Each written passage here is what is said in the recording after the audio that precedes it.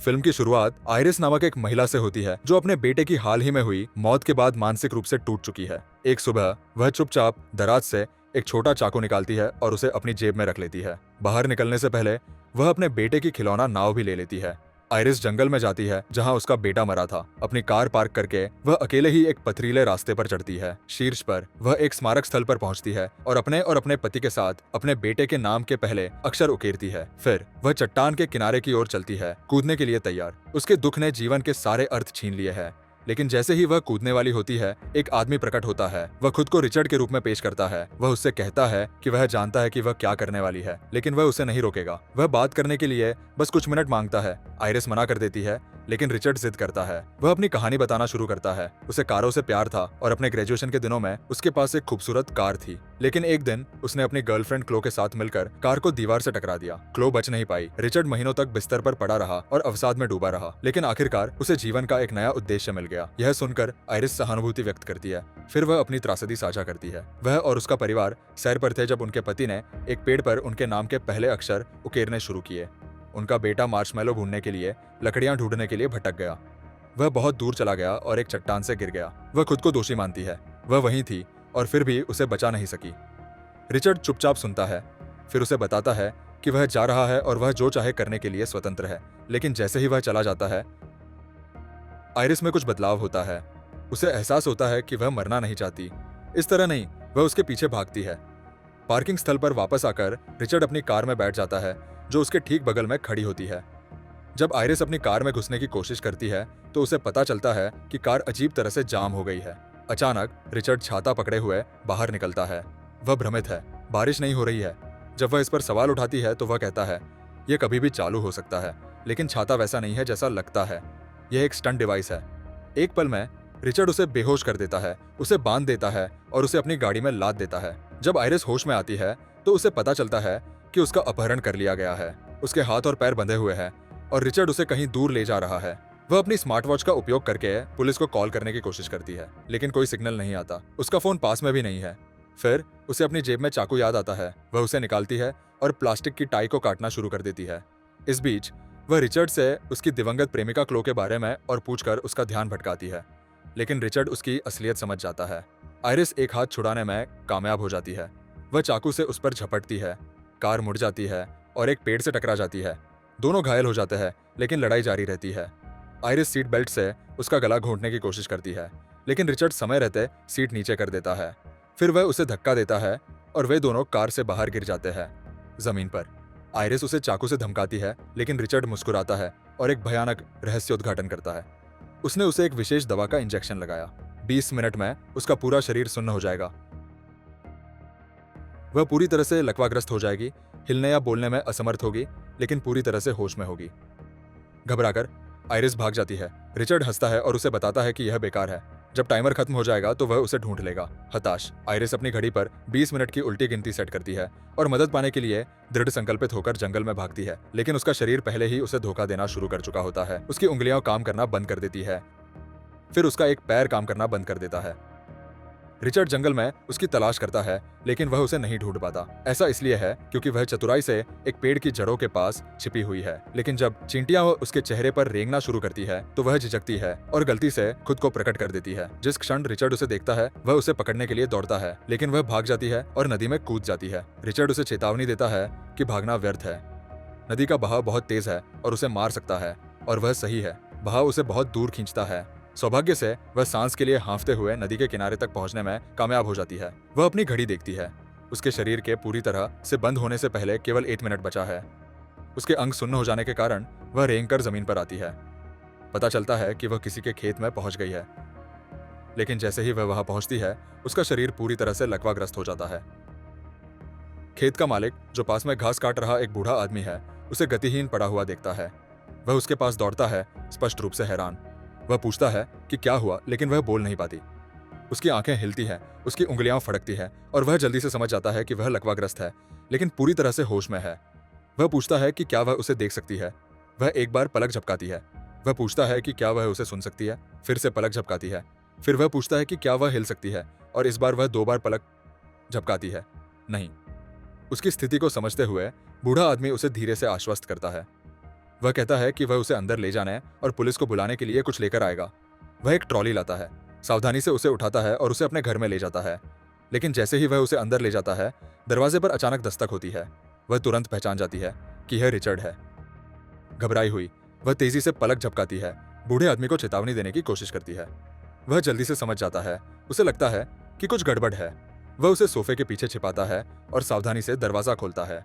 निश्चित रूप से यह रिचर्ड है। वह चिंतित होने का नाटक करता है, दावा करता है कि पास में ही उसकी कार दुर्घटना हुई है। वह कहता है कि उसकी पत्नी उसके साथ थी, उन्होंने बहस की और वह भाग गई। उसके अनुसार वह मानसिक रूप से अस्थिर है और शायद नाटक कर रही है या मदद मांग रही है। बूढ़ा आदमी भ्रमित है, लेकिन रिचर्ड को बाहर इंतजार करने के लिए कहता है। वह पुलिस को बुला रहा है, लेकिन रिचर्ड फिर भी अंदर चला जाता है। बूढ़ा आदमी उसे दृढ़ता से जाने के लिए कहता है, लेकिन रिचर्ड अचानक रणनीति बदल देता है। वह रोने लगता है, एक असहाय पति होने का नाटक करता है। वह ट्रॉली को भी देखता है और कुछ संदेह करने लगता है। झूठ को भांपते हुए बूढ़ा आदमी उसे लगभग सच बता देता है, जब तक कि रिचर्ड का फोन उसकी जेब में वाइब्रेट नहीं करता। तभी सब कुछ बदल जाता है। बूढ़ा आदमी पूछता है, तुमने कहा था कि तुम्हारे पास फोन नहीं है, तो ये क्या है? रिचर्ड नाटक करना बंद कर देता है। उसकी मुस्कान फीकी पड़ जाती है। वह यह जानना चाहता है कि महिला कहाँ है। बूढ़े आदमी को धमकी देता है कि अगर वह सहयोग नहीं करता है, लेकिन बूढ़ा आदमी पीछे नहीं हटता। वह कहता है कि वह कोई ऐसा व्यक्ति नहीं है जिसके साथ खिलवाड़ किया जा सके और रिचर्ड को कुछ करने की चुनौती देता है। फिर वह अपना फोन पकड़ता है और पुलिस को फोन करता है। तभी रिचर्ड भड़क जाता है। वह हमला करता है, लेकिन बूढ़ा आदमी वापस लड़ता है। वह आश्चर्यजनक रूप से मजबूत है और रिचर्ड को इधर उधर फेंकता है। लेकिन संघर्ष के दौरान रिचर्ड एक चाकू पकड़ता है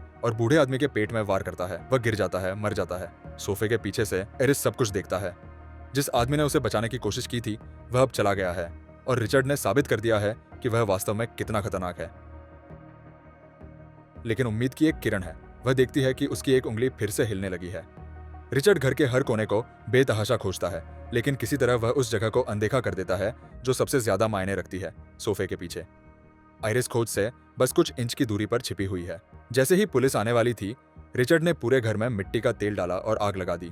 उसे एहसास नहीं हुआ कि आइरिस अभी भी अंदर फंसी हुई और असहाय थी। बचने के लिए बेताब आइरिस ने भागने का कोई मौका पाने की उम्मीद में अपनी उंगलियों को हिलाने की कोशिश की। इस बीच रिचर्ड भागने के लिए तैयार बूढ़े आदमी के ट्रक में कूद गया, लेकिन तभी उसने अंदर की खिड़की के पर्दे को ऊपर नीचे हिलते हुए देखा। यह एक संकेत था। उसने तुरंत जान लिया कि आइरिस अभी भी जीवित है।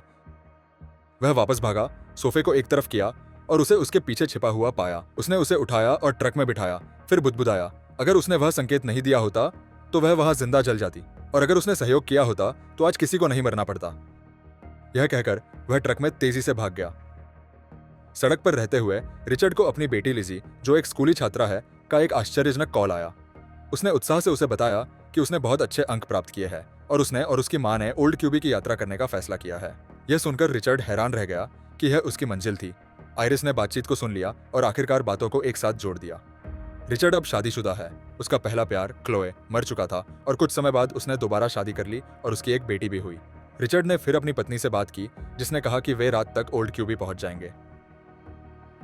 उसने उसे समझाने की कोशिश की, जोर देकर कहा कि उसे वहां अकेले समय चाहिए, लेकिन उसने सुनने से इनकार कर दिया। वह आ रही थी और यह अंतिम था।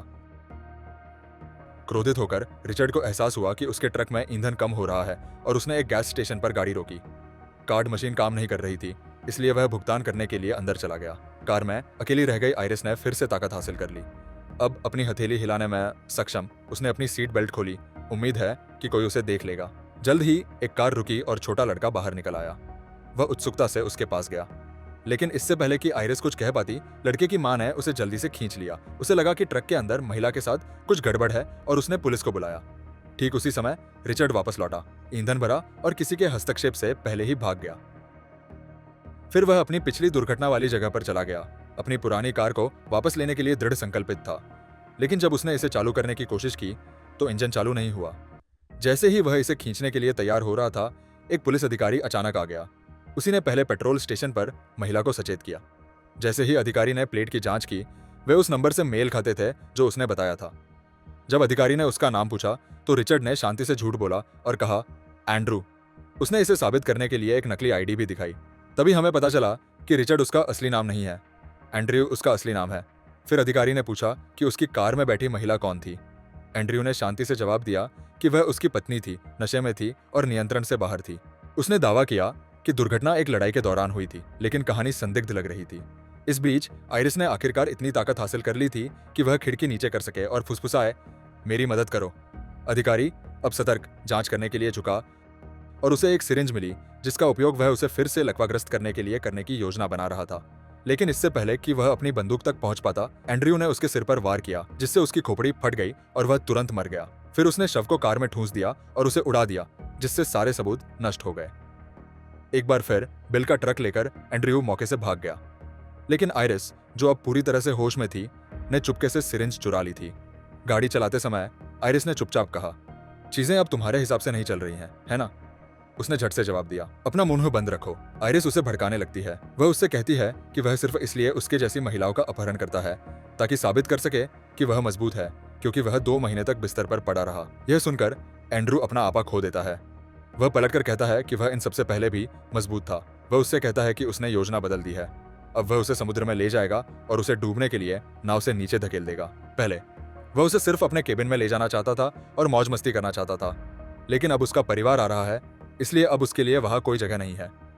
फिर वह उसे समुद्र के किनारे ले जाता है। सही समय पर आयरिस उसके पैर में एक सिरिंज घुसाती है, लेकिन वह उसे इंजेक्ट नहीं कर पाती।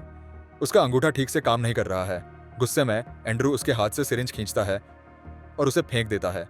उसे नाव पर खींचता है। वह उसे नाव पर चढ़ाता है और समुद्र के बीच में चला जाता है। तभी आयरिस को उसकी बेल्ट पर एक चाकू दिखाई देता है और वह जानती है कि उसे उठाना है।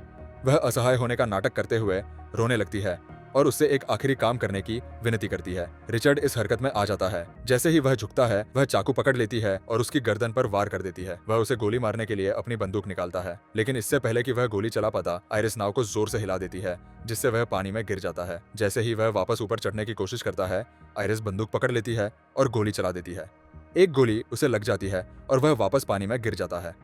वह संघर्ष करता है, दर्द में तैरता है, जबकि आयरिस सोचती है कि आखिरकार सब खत्म हो गया है। लेकिन फिर उसे एहसास होता है कि उसने नाव पर भी गोली चला दी है। पानी अंदर घुसने लगता है। उसका शरीर अभी भी दवा से सुन्न है, इसलिए वह हिल नहीं सकती। वह पानी के नीचे डूब जाती है। जैसे ही वह डूबने वाली होती है, दवा का असर होने लगता है। वह अपने शरीर पर नियंत्रण पाती है और हवा के लिए तैरती है। वह चारों ओर देखती है और रिचर्ड को दूर किनारे पर बुरी तरह से घायल पड़ा हुआ देखती है। वह उसके पास जाती है। वह मुश्किल से जिंदा है। वह उसे धन्यवाद देती है और उसे मरने के लिए छोड़कर चली जाती है, और इसके साथ ही फिल्म समाप्त हो जाती है।